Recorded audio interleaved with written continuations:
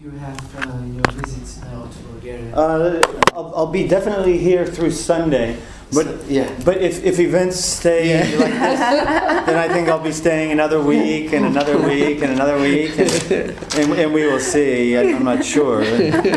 But if there's any place to be, this is a beautiful country and beautiful city, and the weather is great, and people are smiling. Yeah. So. People are very friendly. Bulgarians are also very intelligent people.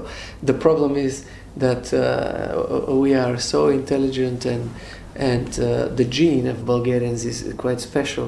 But as I said, good people, but not so good organized. So we do have problems.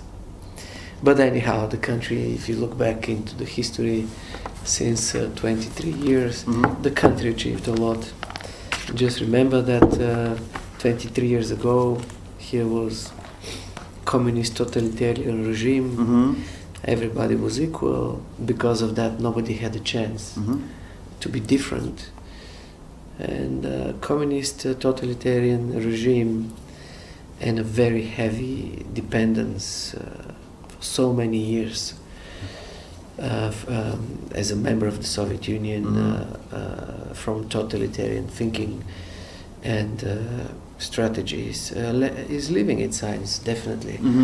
But for 23 years, a dramatic change for good was performed in Bulgaria. Could be better, but anyhow, results are here. We do have a vibrant democracy, as we can see today. Exactly. Exactly, vibrant democracy. And in 2013 is the year where we see a wave of protests on Bulgarian streets, in major cities, all over the country. And as I called 2013 is the year of the Bulgarian civil society. Because the Bulgarian civil society woke up. Bulgarian civil society opened a new page of our history, of our way to democracy. Bulgarian civil society now is very well equipped with technologies from 21st centuries. They do not need, let's say, nothing more but their smartphones, their Facebook and Twitter accounts, and within seconds they communicate, coordinate, and what is much more important, they became really in 2013 for the first time in our history a real everyday in a way how should I say not partner but someone who I just don't get the English word, someone who is keeping in the right track, in the right way, some corrective with somebody who is making the corrections so that the state and the politicians will be kept. That's what the society is now doing. The society is now what the society is doing for the first time in our history. So Bulgarian society is not just active, and it's not just having a clear opinion, and Bulgarian civil society also is as I said, they are on the street, they represent values which are very pro-European, which are very democratic. And I'm so proud of this active civil society which is asking for efficient democracy, which is saying that today we got our country to a kind of a strange democracy. They call it facade democracy. Right. And people say that behind this facade democracy, behind the curtains, the real policy making is happening in an untransparent way, and this is what they say cannot be tolerated anymore in the future. And they demand efficient institutions who are open with their faces to people, institutions who deliver results for people, not just for the strongest of the day. Right. And this is very encouraging.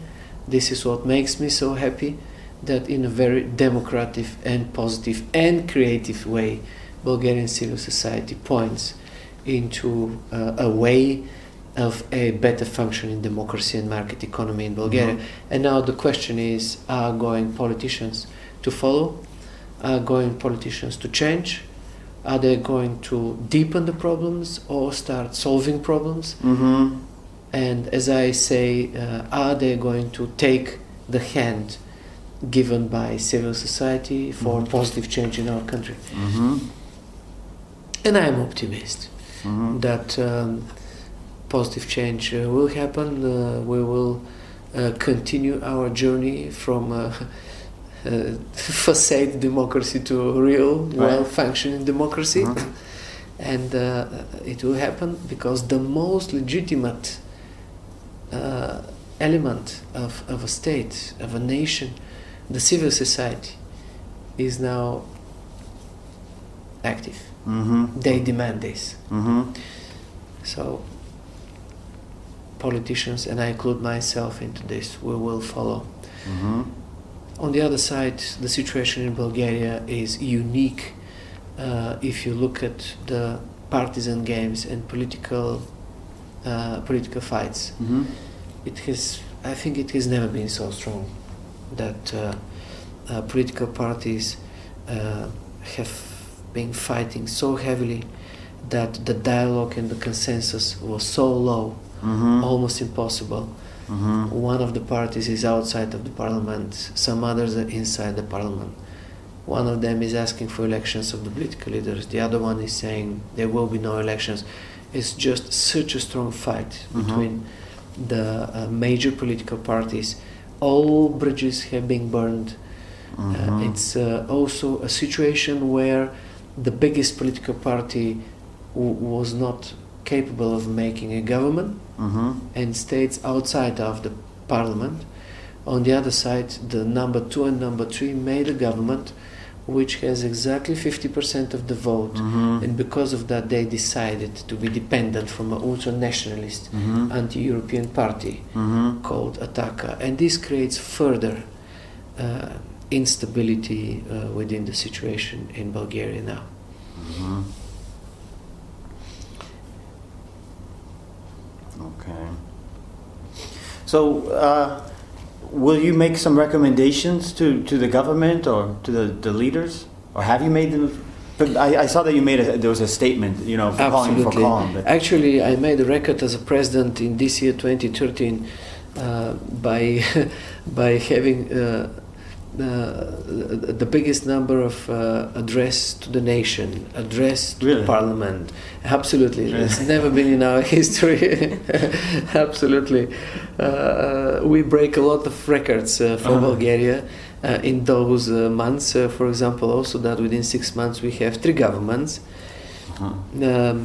But as a president, I am, and my country is in a unique situation. So I'm very devoted, I'm very motivated, I'll do my best for stability, but also for development based on our European democratic values. Mm-hmm. And because of that I'm very active, and every day I am addressing, speaking, organizing events, Mm-hmm. Opening the doors of the presidency to any kind of initiative which will bring us forward. A president should not be an everyday commentator of what is going on in the country. Mm-hmm. This is not the job of the president, but on the other side, really I'm very active because today the political parties are so divided. Mm-hmm. The nation needs institutions who will work, who will preach, pray, and deliver unity, Mm-hmm. And of course address our future development. Wow. So I'm trying to do my best, really. Right. No, Yeah. we can see that. We can see that. So the general consensus or concern that we can say, of the people on the street, or even these foreign diplomats now who are busy telling, giving their opinions. Yeah. That there's this behind this facade democracy, there's these special interest groups, Exactly. or mafia, or oligarchy, or whatever you want to call them, working. And then so that you have the left government or the right government, but still the media then just changes direction, and it doesn't really matter who's in power. I mean, is this really the case? And Absolutely, you are absolutely right. If you look at how, let's say, the majority of print media especially behaved, you can really judge that this is the truth. For example, the Prime Minister Boyko Borisov, when he was making his election campaign in 2009, he was the worst guy in the galaxy, you can imagine. And then after he won the elections, he became the savior and the best in the world. And now he is again the worst evil. So anyhow, the same happens to me. But I will never jeopardize and I will never put into question the independence of the present institution, no matter who is going to write what. I will stay here and I will base my decision making on my values and my pro-European and democratic approach and thinking. You see, people are pointing at the problems very, very clearly. Even yesterday there was an open debate with the Vice President of the European Commission, Madam Reding. I was there sitting 2.5 hours and everybody who is anybody was there from the protesters. The protesters who are against the government of Mr. Rysharsky, the protesters who support the government of Mr. Rysharsky, those who organize protest, those who organize counter-protest, many NGOs, left, right, center, different colors, everybody was there. Everybody was there. And the Vice President of the European Commission could sense the high energy in civil society today in Bulgaria. There were hundreds of questions, hundreds of opinions for 2 hours. And everybody wanted to be listened, everybody wanted to say something. And on the other side, even by saying that you put into one room everybody who protests for everything, they all, at the end, the 4 major words, most spread words on the debate yesterday, from all of them were oligarchy. If you say mafia and oligarchy, for people this is the same. So it's behind curtain decision making. And the other thing was that everybody agreed that the voice of people should be heard, because if you have hundreds and hundreds of questions to a Vice President of the European Commission, the question is why this is not happening in the political parties in Bulgaria, why these debates with the hundreds of questions are not happening in the parliament, why actually people who protest today, in all the different protests, pro or against government, they all feel that their voice is not heard. So this was a very clear message from yesterday. But everybody pointed, and the third major word, as the first was oligarchy, the second was our voice is important. Please change. Please listen to us. The third was media, asking to your question. And people in Bulgaria are truly point at the problem that we have a media where more than 50% from the journalists say that in a way they're put under pressure from their from the owners of the media. And second of all, we say we have a lot of media who do not stick to, I would say, to the standards of professional, independent journalism. And this is one of my ambitions, to start debates about how we could put also these 3 major problems pointed by the Bulgarians forward. The one is oligarchies. How can we create a market economy, not a market economy with elements of oligarchy, which is the situation in Bulgaria. I wouldn't say that it's a completely oligarch economy, because we do have 300,000 small and medium-sized enterprise. We have a lot of great companies in Bulgaria starting like Fortune 500, some of the biggest in the world.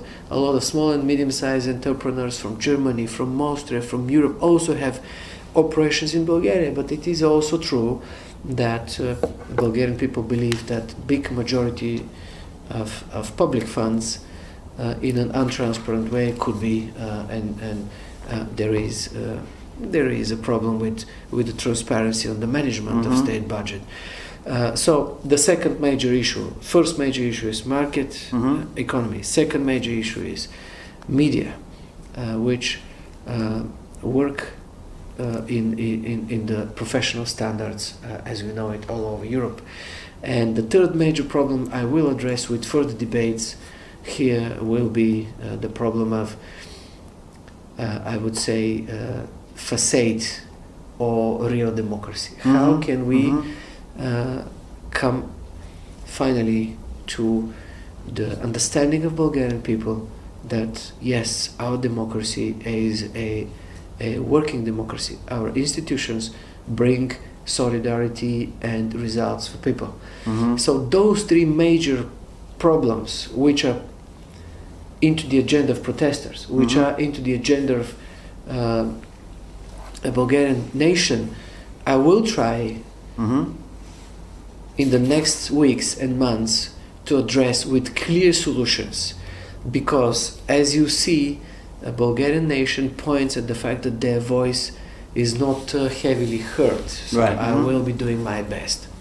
But also this has to happen in the parliament, this has to happen in the political parties. They need to make their own debates, and this needs also to happen in universities, in employers' organizations, in unions, because we're all part of this wonderful nation which is looking for her European future.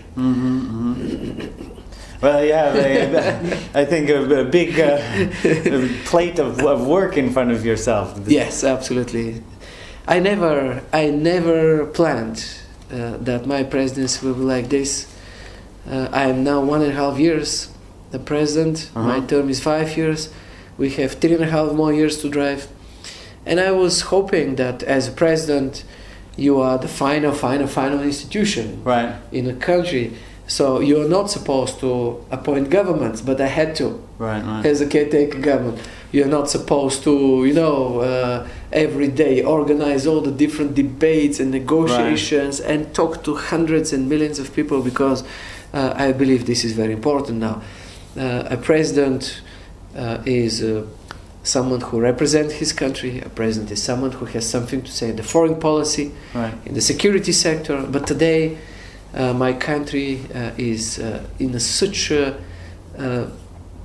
really dramatic moment of our transformation and transition to European democracy, that as a president I cannot allow myself to just read what's written in the Constitution and just stay on the high level of the presidency. I need to be there where my people are, where my nation is, and I need to work for solutions.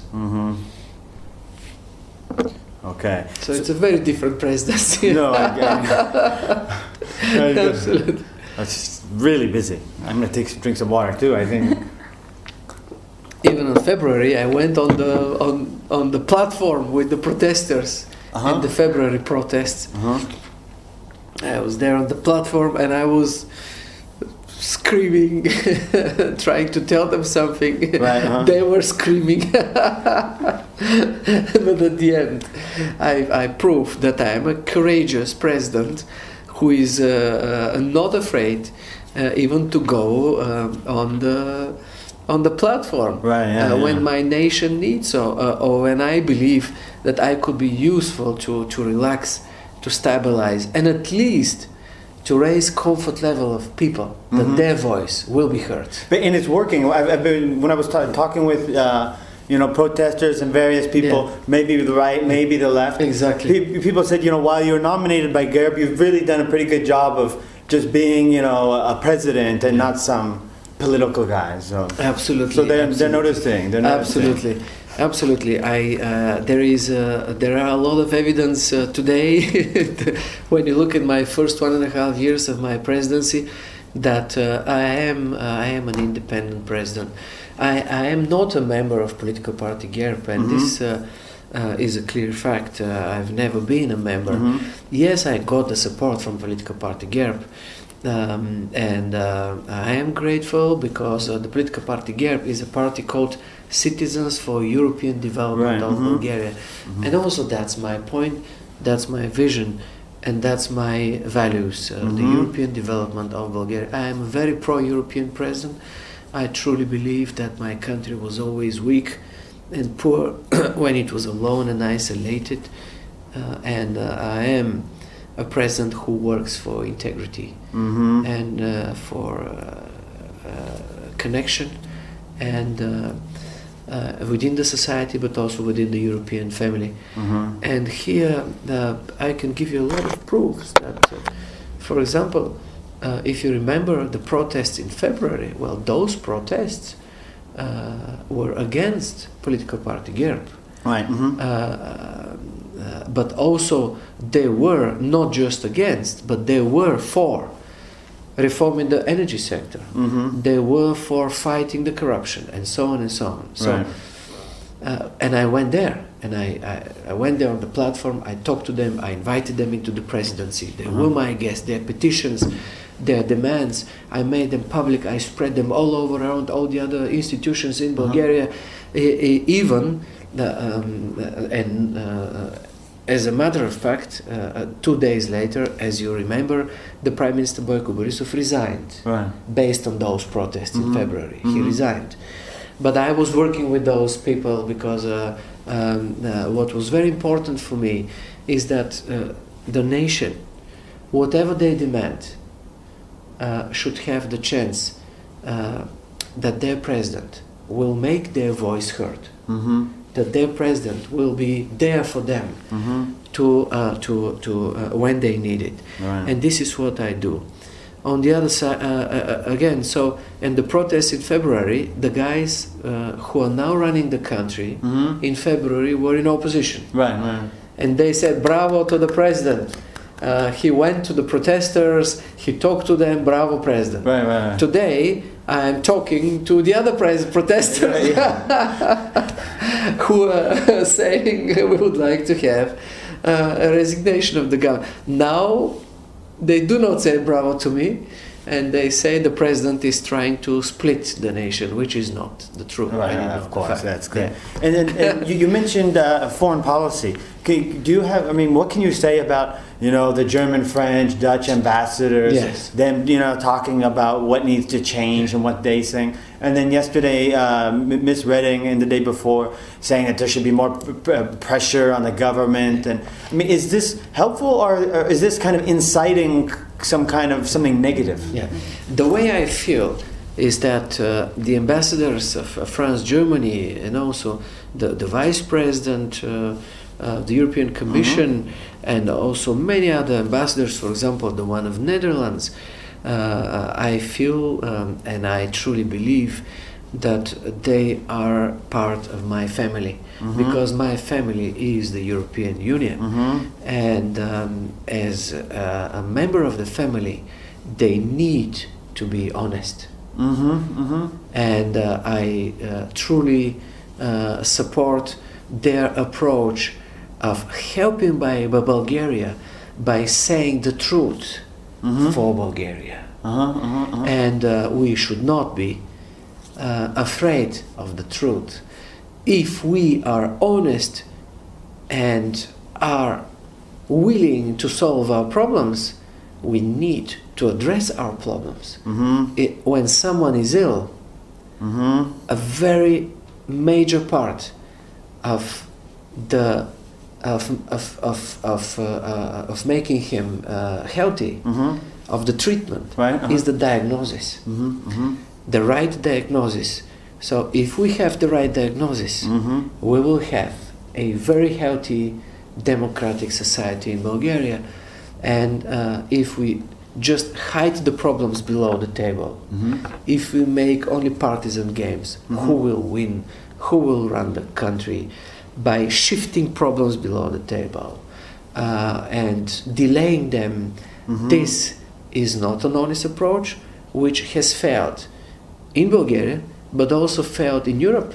Remember that in Europe, the truth about the Greek finances or the banks in many countries was shifted below the table, hidden below the table for some years, and this created a lot of problems.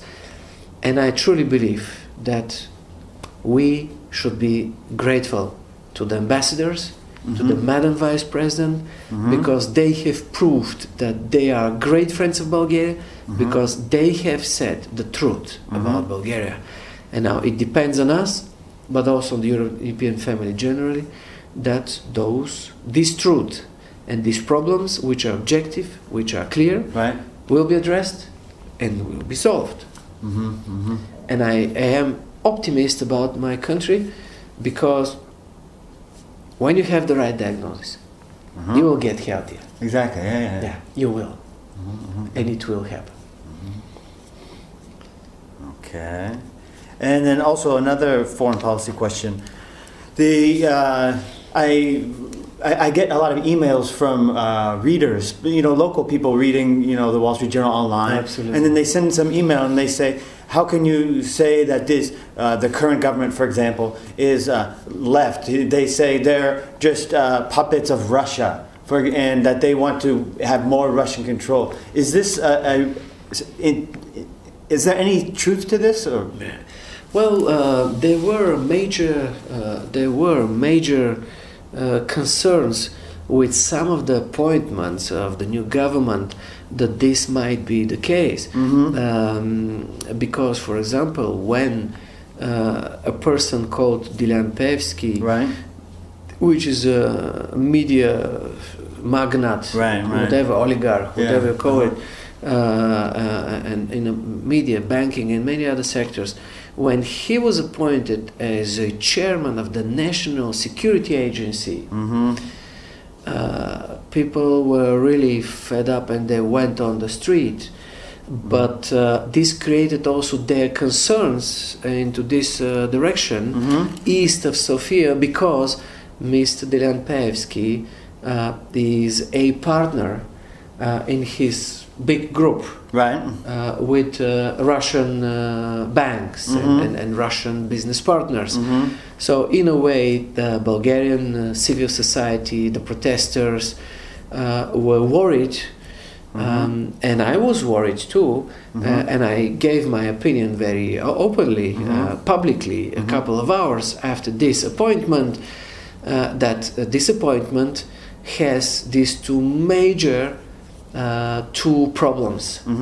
The one is that this guy is well known in Bulgaria as one of the oligarchs, and you give him the National Security Agency. And second of all, this guy is a partner of Russian groups, banks, and so on and so on. And you give the National Security Agency to this guy. Even Bulgaria is a member of NATO, and I would say not just myself and the protesters and the civil society and many other members of the civil society, but also all our friends in the Euro-Atlantic family got worried about this step of the government, this major appointment, and it was reversed. There is another example, for example, the security advisor to the Prime Minister. His name is Mr. Chukov. This security advisor is very well known with his let's say, appeals for the Eurasian project of Mr. Putin, and he also pointed in his lectures and his interviews that the monetary policy of the European Union is a kind of a policy of taking country is under control and winning how should I say, establishing in a way an undemocratic and more a kind of bureaucratic, undemocratic and even dictatorship approach.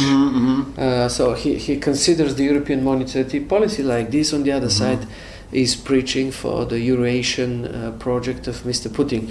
Of course, those appointments are clear signals that this government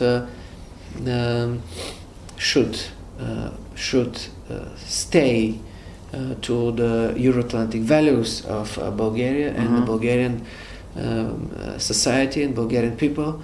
Bulgaria is the most pro-European nation in Europe. Really? Absolutely, with 60 and something percent. German Marshall Fund proved this in his survey a couple of months ago. Now the European Commission has proved this with their latest survey from April-May 2013. What is good, that Bulgarian people are very pro-European. What is not good is that Bulgarian people do not trust their institutions. Actually, it's a unique situation. If you look at the survey which was published by the European Commission a week ago, the Bulgarians trust the European Commission most, and they do not trust their own institutions. And this loss of confidence and trust into your own institutions is a big problem and drama which is created for the 23 years of transformation process. People say after 23 years of our way to democracy, we do not trust our institutions, and this is very bad. And in order to work for trust, politicians, myself putting into this, we need to change. It's very simple. Whatever you promise, you need to deliver. First. Second, you need to stay to your values. And here is a major problem for the protests outside. Well, if you are pro-European, for example, the Bulgarian Socialist Party, their chef is chef of the European Socialists. The third biggest party, the Party for Movement and Freedom, they said we are very pro-European and Euro-Atlantic approach. But then they depend now every day, day by day, from an anti-European, ultra-nationalist party. Those imbalances create further destabilization, and because of that, I truly believe that solution is very simple. Stay to your values. Do not promise everything, but what you promise, please deliver. And then well, now I understand all your global perspective and kind of your long-term, even medium-term goals and how you'd like to put things. But what about the current situation in the next day or week? Mr. Borisov says that there should be a meeting of the Security Council, and Ataka says that the Sofia mayor should be charged with not doing a job and all these things. What about the immediate situation? Exactly. Well, it's as you see, it's a unique, dynamic, and very uncertain situation. It could happen everything within the next hours and days. I was organizing a national Security Council. That was probably 2.5-3 weeks ago. And it ended up very unproductively. The whole nation has seen how the political leader of Ataka created here a huge scandal in the beginning of this consultancy, National Council on Security. And because of that, I don't want the high institution of the highest institution into national security to be turned into theater of not keeping the rules and partisan fights. After the unsuccessful National Security Council 2.5 weeks ago, I have started some consultations, official, unofficial, talking to all political leaders in the parliament, some of those outside the parliament, NGOs, bloggers, journalists, politician commentators, and many others. I have really organized a lot of meetings, and the final result of this was that there was a kind of idea that this dialogue should happen in the parliament. And Borisov started sending positive signals that he will go back in the parliament for the budget, for the election code. Actually, his people returned in the parliament yesterday working for the budget.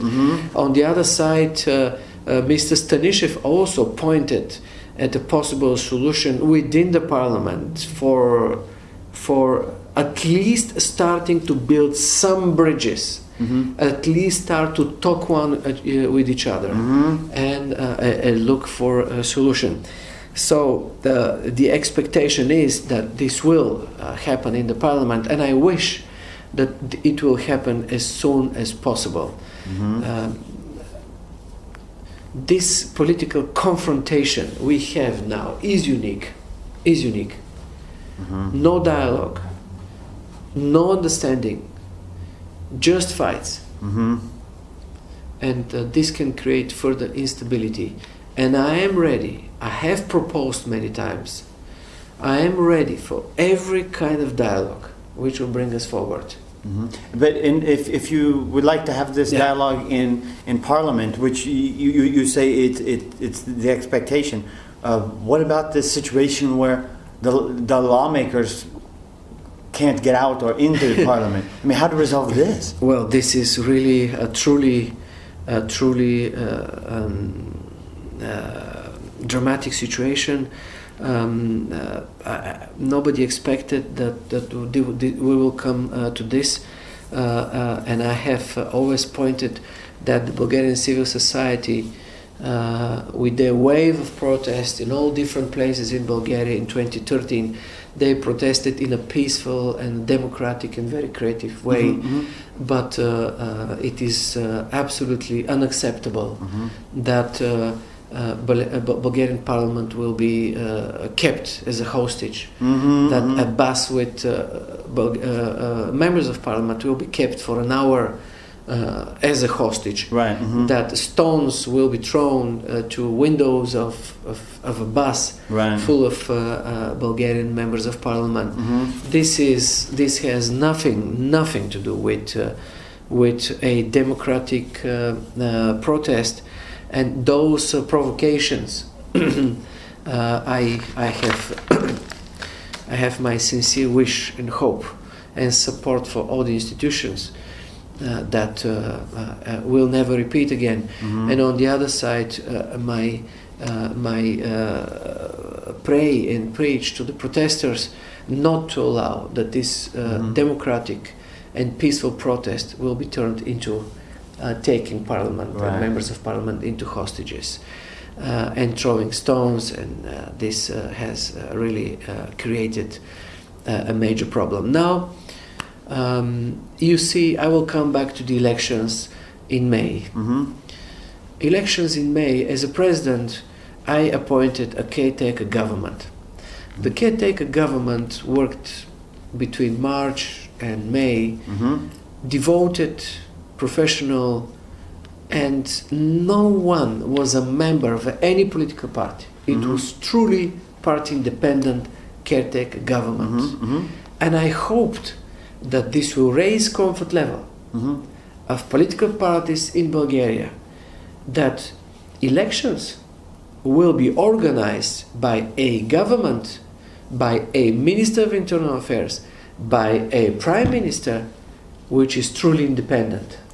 And this is a great invitation for normal elections, for God's sake. But we have all seen what happened in those elections, And here it is very clear that elections are organized by a caretaker government, but the caretaker government does not participate in elections. Political parties participate on elections, and you have seen what kind of aggressive political campaign we had, what kind of political fight was programmed, the way political parties made their own campaigns. And it was clear to me that if you have such a negative political campaign, such strong political fights, revanchism and just a war one against each other, you will receive what you will receive later. Aggression creates more aggression.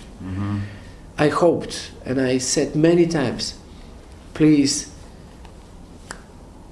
make a civilized, in a way, political campaigns, where you will tell to Bulgarian people what are you promising, and then you will receive people's trust, and then you will deliver on your promises. It's so simple.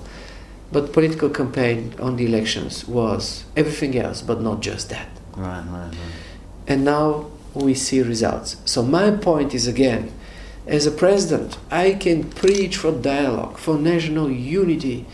I can preach for solution, short term, long term, yes. But political parties who are in the parliament have their heavy burden on national responsibility too. Only if they continue with their fights, we will have a further instability. If they at least look for dialogue in 2, 3, 5 major issues, and this is what the Vice President of the European Commission, Madam Reding, said yesterday. She said, for God's sake, take 3 points and start dialogue on them. Stop these wars. Right. Political wars. Yeah, sure. Okay. Yeah. So I just have one separate question. Yeah. With such a busy agenda and doing so much, do you have some? Do you eat a lot of health food, or I mean, what do you do to stay healthy, to have energy to do all this? Well, I'm really, telling seriously. you, I'm telling you, I am flooded by stress, and because of that, I don't need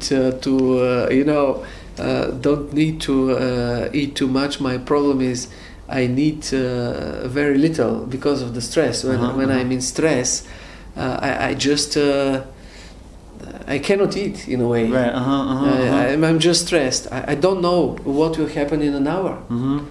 I don't know what will happen tomorrow. And you see 40 days of protests outside, and people say clearly they do not listen to us. Even if you look at the protests in February, which were for energy reform, well, the latest approach on energy is not the reform needed into the Bulgarian energy sector. So problems stay unsolved, and this makes people more nervous. And political parties should not underestimate, first, that Bulgaria has the 7th highest internet speed in the world, which is true, absolutely. We have the biggest number of Wi-Fi's per square meter in the world, free. You see it everywhere, absolutely. If you look at the latest statistics, Bulgaria is number 7 in internet speed in the world. And Bulgarian people, for them, is a fashion to have a smartphone. So you have, out of a nation of 7.4 million, you have 5.5 million Bulgarians in internet. Really? 5.5. 2.7 in Facebook, and 1 million in Twitter. 1 million Twitter. And even if you have the biggest question mark about media monopolies, how media behaves in Bulgaria, in a way people don't need it anymore because they have their smartphones. And you have a wonderful internet speed everywhere in Bulgaria. So what I'm trying to do is to tell all politicians, including myself, Bulgarian civil society changed. Bulgarian civil society is in 21st century with their values, with their smartphones, with their communication skills. Please, political parties and politicians, change with policies for 21st century. Because Bulgaria is sentenced to be a modern, stable European democracy in Southeast Europe. We will achieve that. And this instability depends on wise political decisions to turn into opportunity for growth and development. And even if you look at the situation today, 3 governments changed within 6 months, but Bulgarian economy is growing by 1%. Our deficit is something between 1.3 and 1.5%. And our public debt, as you know, is the second lowest in Europe with 18%. So this is a major foundation for stability. And this is very important. Now, what I will say, democracy is based on 3 major foundations. The one is market economy, the second one is independent media, and the third one is a well-functioning justice system. And those 3 fundaments in Bulgaria should be strengthened now. They need wise political decisions, because all of them are ill in a way. They have their problems. The market economy has some with the problems of oligarchy. The media has a problem with the problem of monopoly and putting journalists under pressure. And the Bulgarian justice system is not perfect at all. And people say there is no, it's not delivering enough justice for us. So those 3 foundations we need to make stronger. We need to make really as a foundations for our way to growth and what we deserve. And Bulgaria here, come on, is not periphery of Europe. Bulgaria is right in the middle between Europe and Asia, just in the middle. And there is a great potential in my country.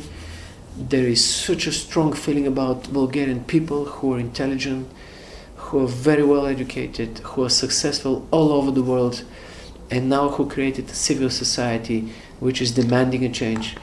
And I'm positive. The problem with my country is that we are not so effective.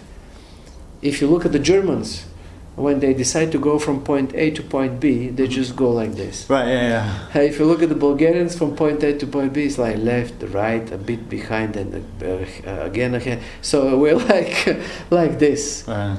But we will come from point A to point B. It's definitely clear. Well, I wish you good luck and strong health and good nerves, you know. Yes, I will use a Chinese recipe for patience. You know, there is a major